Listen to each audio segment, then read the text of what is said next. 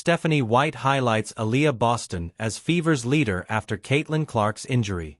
The All-Star center carries the team and challenges Aliyah Wilson in the WNBA semifinals. After Caitlin Clark's tough injury, few believed in the Indiana Fever. Even the most optimistic predictions gave them little chance of winning a playoff game, but Stephanie White's team surprised everyone and reached the semifinals. And if there's one player who has carried that weight, it's Aliyah Boston.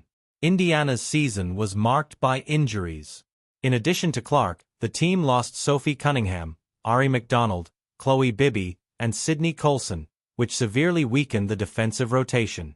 This forced White to experiment with different point guards, from Odyssey Sims to Aerial Powers and Bree Holland, unstable scenario that directly affected the team's chemistry.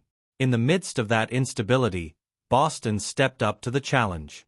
Her connection with the guards was limited, but her adaptability allowed her to keep the team competitive. It's no coincidence that Stephanie White described her as a rock in the locker room, acknowledging that she was the most affected by the constant adjustments. Aliyah Boston. Consistency and leadership on the court. Boston's role has gone far beyond scoring. The center became an elite facilitator, defender, and rebounder, filling every gap left by her teammates. During the regular season, she averaged over 15 points, 8 rebounds, and 3 assists, numbers that reflect her total impact on the court. Her defensive ability in the playoffs has been especially impressive. In Game 1 of the semifinals against the Las Vegas Aces, she held Aliyah Wilson to under 30% shooting from the field, a stat that speaks for itself considering Wilson is the reigning league MVP. Boston versus Wilson.